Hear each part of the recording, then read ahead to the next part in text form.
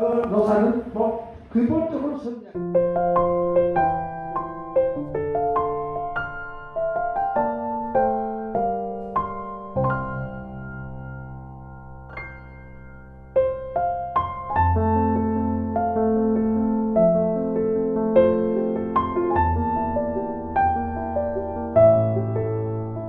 나오는데 또 제가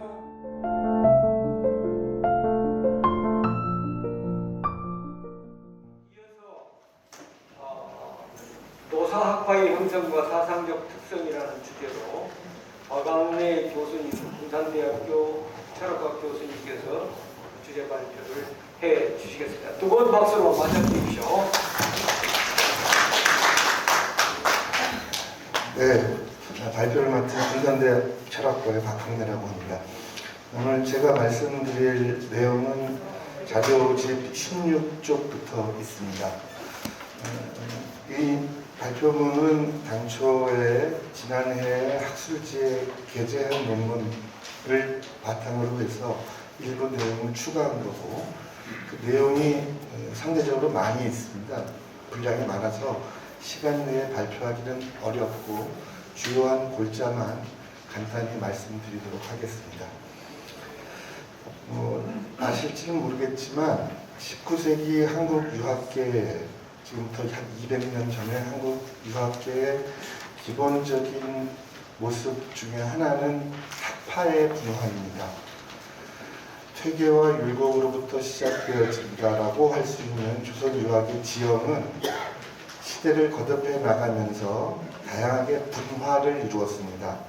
특히 19세기에 오게 되면 율곡학파나 퇴계학파의 중심 인물에서의 영향력이 약화되어지면서 대표적인 유학자를 중심으로 해서 문인 집단, 흔히 학파라고 하는 그런 것들의 형성이 구체화되어지고, 그러한 것들이 단순하게 학파의 분화에만 그치는 것이 아니라 그 학파의 학문적 입장을 인반하게 되면서 다양한 모습을 띠게 됩니다. 그 가운데 하나가 노사 기정진 선생을 중심으로 한 노사학파라고 할 수 있습니다. 노사학파는 앞서서 박성근 선생님께서도 말씀하셨지만, 고려대학교 초대 총장이었던 현상인 선생님께서 조선유학사를 집필하면서 조선유학의 6대가 중에 한 명으로 노사 선생을 거론하면서 일반인들과 학계에 알려지게 됐습니다.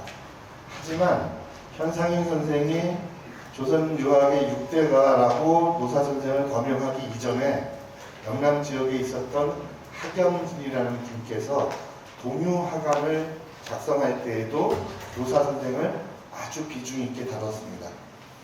근데 이것은 결국, 그리고 그 이전에 장지현 선생께서 조선 유학 연원을 쓸 때에도 노사 선생을 거론하셨습니다. 그러니까 그것은 결국 노사 선생이 생전부터 이미 조선학계 전반에 걸쳐서 그 학문적 지명도가 상당했다라는 것을 의미한다라고 볼 수가 있습니다. 이것은 다른 측면에서 본다라고 하면 한국 유학사 전반에 걸쳐서 기호학파 내지 영남학파라고 하는 두 갈래로 한국 유학을 정리하는 과정에서 호남이라고 하는 지역의 유학이 상대적으로 소홀히 취급되는 이러한 상황에서 호남 유학의 독자성들을 드러내는 하나의 단초가 된다라고 볼 수가 있습니다. 다 아시겠지만 한국 유학을 거론할 때는 퇴계율곡을 거론하게 됩니다. 그리고 그분들의 후예들을 중심으로 해서 지역별로 기호유학, 영남유학이라고 합니다. 그러다 보니까 호남유학은 기호유학의 한 구석에 있는 것, 주변부에 위치하는 것으로 파악되어져 왔습니다. 그러던 것이 최근 20-30년간 오늘 참석하신 고영진 교수님을 비롯해서 저에게는 선배격인 선배 학자들의 연구 성과에 힘입어서 호남유학이 일부 복권이 됐습니다. 그리고 제가 후속 연구로 호남유학이 한국 유학사 전체에서 차지하는 비중이 소홀히 취급될 수 없다라고 하는 것을 강력하게 주장하고 있는 중입니다. 저는 호남 출신이 아닙니다. 저는 충청도 사람입니다. 대학도 호남에서 다니지 않았습니다. 전 서울서 학교를 다녔습니다. 다만 학문적 관심이 노사 선생에게 있어서 노사를 연구한 것이고, 제가 호남에 있는 대학에 부임을 해서 호남에 관심을 두고서 호남 유학을 연구한 겁니다. 그래서 저는 이게 오히려 호남 유학을 위해서 유익하다고 생각합니다. 호남 사람이 호남 유학이 이렇다라고 좋다라고 얘기하면 남들이 인정하지 않습니다. 하지만 타 지역 사람이 호남 유학을 연구해서 호남 유학이 이렇다라고 얘기하면 남들도 인정할 수 있을 거라고 생각합니다. 그러한 결과에 따라서 최근 10년 전에 한국 유학사에 대한 저술이 한국국학진흥원에서 나왔을 때 호남 유학에 대한 부분이 목차에 반영이 돼서 들어가게 됐습니다. 저는 이러한 측면에서 볼 때 오늘의 학술 대회도 노사 기정진 선생님에 대한 일반에 대한 소개일 뿐만 아니라 향후 호남 유학 연구가 활성화되어지고 학계 연구자들 속에서 호남 유학이 다른 지역과 구분되는 특징적인 면모가 있다는 것을 확인시켜 줄 수 있는 연구 활성화의 계기가 됐으면 하는 바람입니다.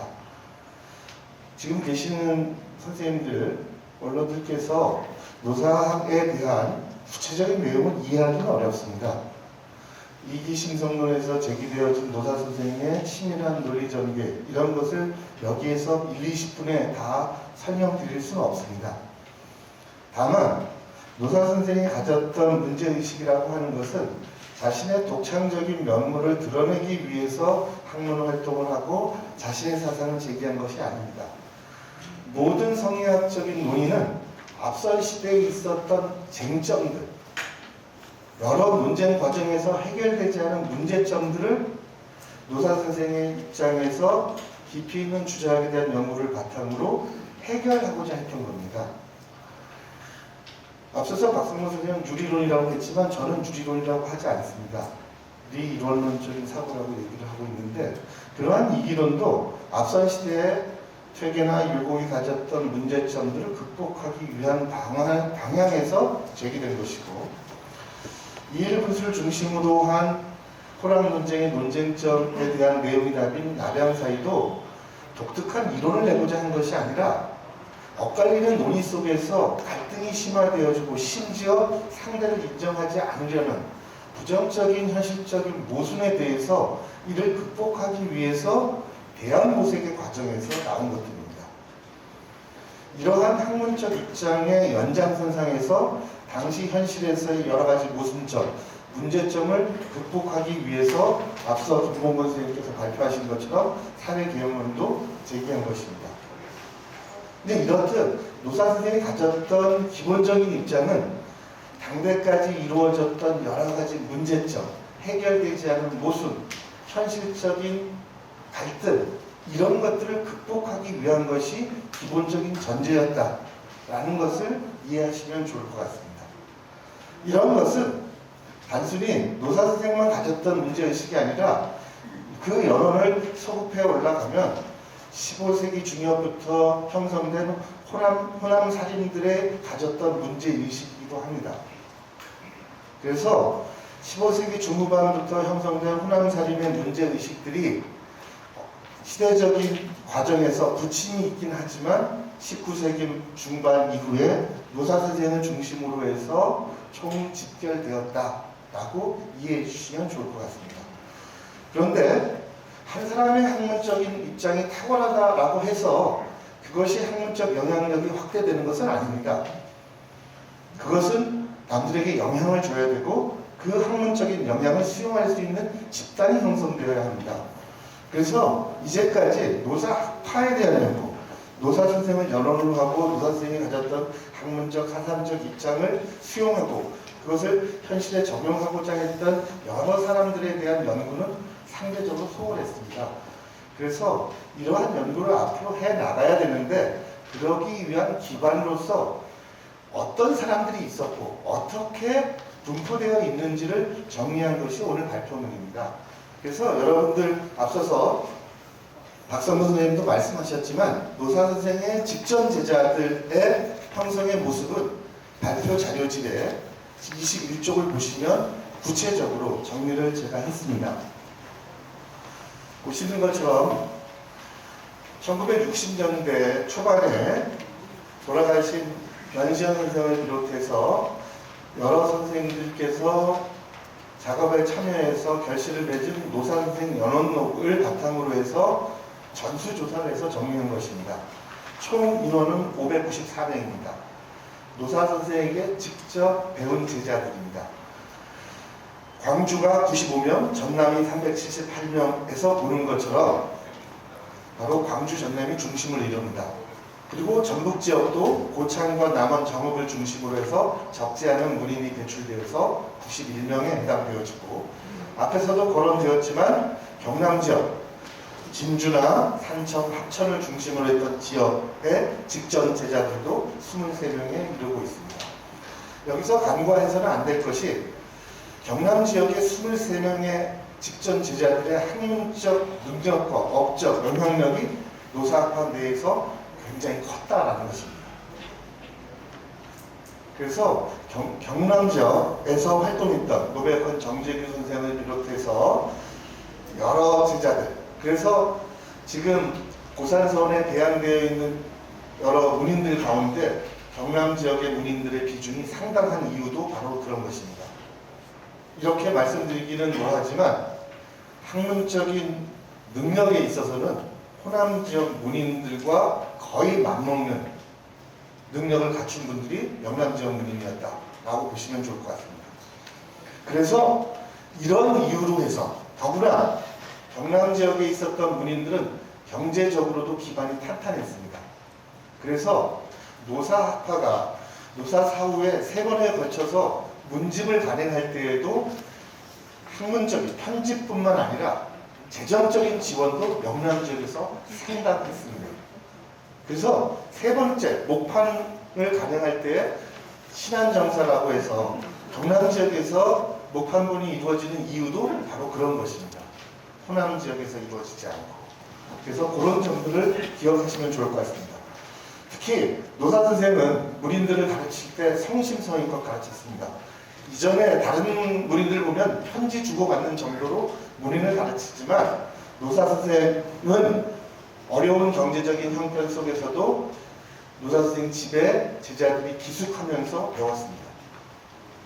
그렇게 해서 학파적인 결속이 상당했습니다. 그리고 노사 선생의 뜻을 이어받아서 노사 선생 직전 제자들은 교육에 매진해서 제전 제자를 키워내게 됩니다.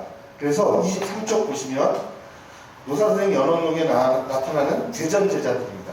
노사 선생의 제자들의 제자들입니다. 2,888명에 이르고 있습니다.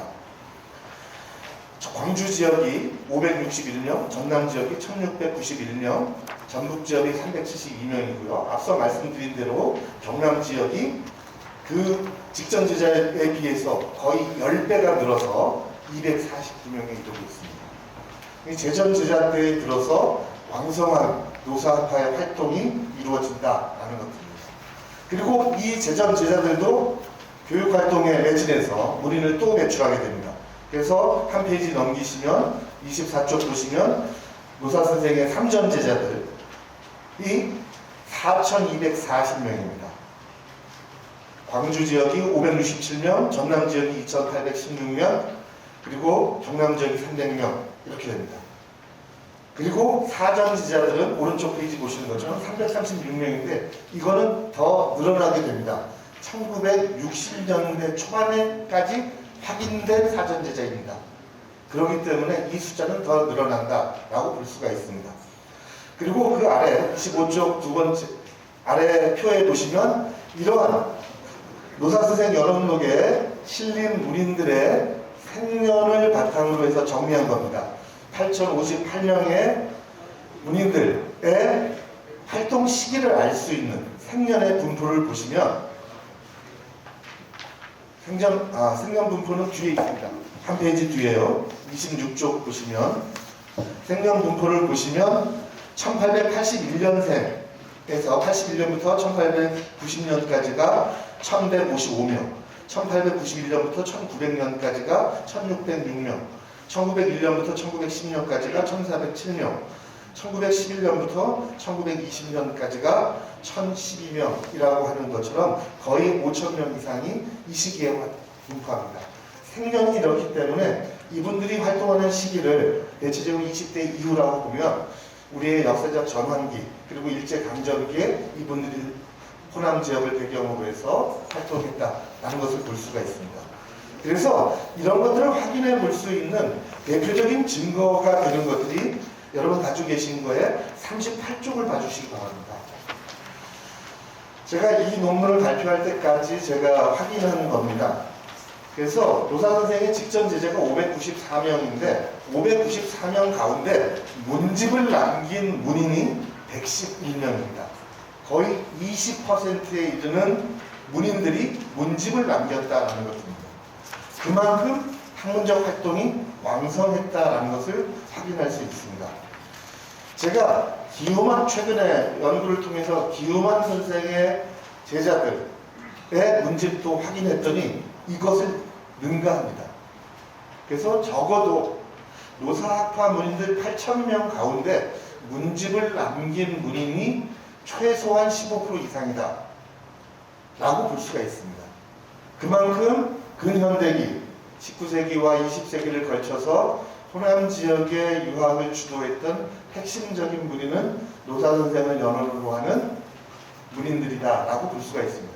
이런 것을 다시 확인해 볼 수 있는 것들은 여러분들이 가지고 계신 학문적 페이지에 제가 28쪽부터 노사 선생의 핵심적인 사상들 이런 것들을 정리해 놨는데 구체적으로 말씀드리기는 어렵고요. 33쪽에 보시면 이런 노사 선생의 학설에 대해서 노사집의 삼간본, 목판본이 가동될 당시에 서부 경남 지역에 있었던 연제 송병선의 문인들이 문제 제기를 하게 됩니다. 그리고 이것에 대해 문제 제기를 하면서 목판을 없애버려라 라고 요구를 하게 됩니다. 그것에 대해서 거부를 했고 이런 노사 선생의 학문의 정수가 담긴 외필이나 라변사이를 두고서 연제 송병선과 동생인 심석재 송병순 그리고 이 사람과 학문적 입장을 같이 했던 간제 전우 등에 의해서 노사 선생의 학설에 대한 비판이 제기되었습니다. 그런데 노사학파 내부는 일찍부터 결속이 강했고 그리고 이런 비판에 대해서 효과적으로 대응해 가면서 학파 내부에 결속을 이루게 됩니다. 그것의 중심에 기우만 선생이 있었고 노백헌 정재규 선생이 있었고 일신제 정의림 선생이 있었습니다. 안타깝게도 노사 선생의 3대 제자의 중심 인물이었던 대고 김석구 선생은 일찍 돌아가셔서 여기에 참여하지 못하게 됩니다.